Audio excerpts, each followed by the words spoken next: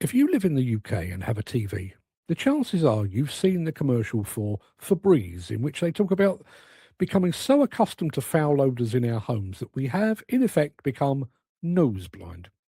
Now, I've got to be honest, I actually thought the term nose blind was created by an advertising agency to sell more cans of spray.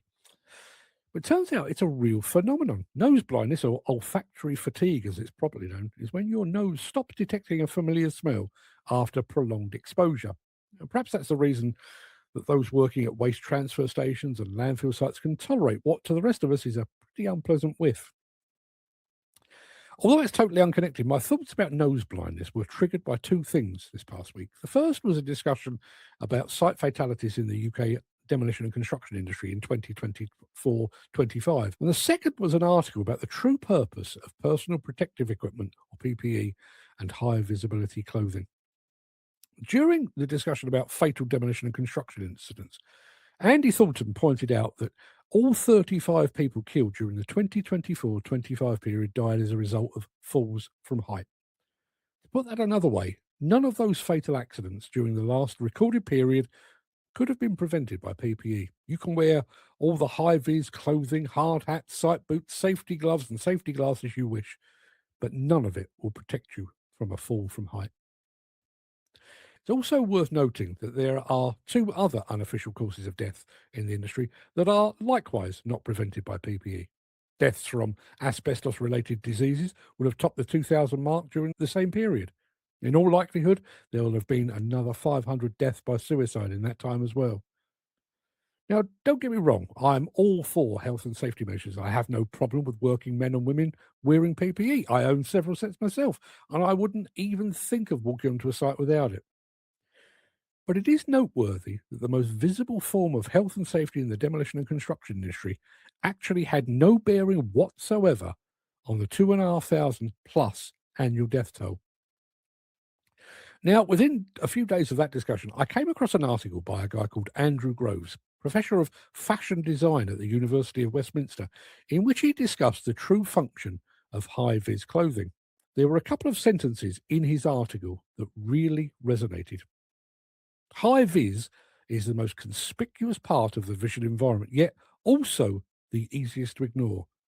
You see it without really registering it. It sits in the background doing its job. And he continued, fluorescence was never about the person, only the task. The worker vanishes behind the logic of safety, and when something is everywhere, it becomes invisible by design. And here's the thing. On demolition and construction sites across the world, those fluorescent vests, jackets and trousers are everywhere. Have we tuned them out? Have they become so familiar that we barely even register them anymore? Have we become high-vis blind? Before we get into all that, I've got a couple of quick points. Firstly, if high visibility and fluorescent clothing and colours truly worked, why haven't we insisted that all site equipment be painted bright yellow or neon orange? There is a trend at the moment to paint handrails and excavator boxing rings in fluorescent yellow, presumably so we can see them more clearly. Well, that's fine for operators that are up close with those grab handles. We wouldn't want them to miss them. But what about their colleagues working close by? If high-vis and fluorescence really worked, would it not be a good idea to ensure that the whole machine was fluorescent? Furthermore, has anyone given any real thought to the nature of seasonal lighting conditions? Let me tell you a quick story. My dad was a very good fisherman, a match angler. In his tackle box were all the things you probably expect: hooks, fishing line, lead weights, and floats. Loads and loads of floats, each painted black with a fluorescent orange or yellow tip.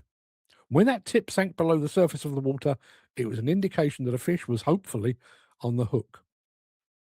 But alongside all those floats, my dad always had a black marker pen, because sometimes at the height of summer when the sun was shining, he would use that marker to colour that fluorescent tip black to make it stand out against the brightness of the water. So would black PPE work better during certain parts of the year? Before you dismiss that as the ramblings of a madman, consider this.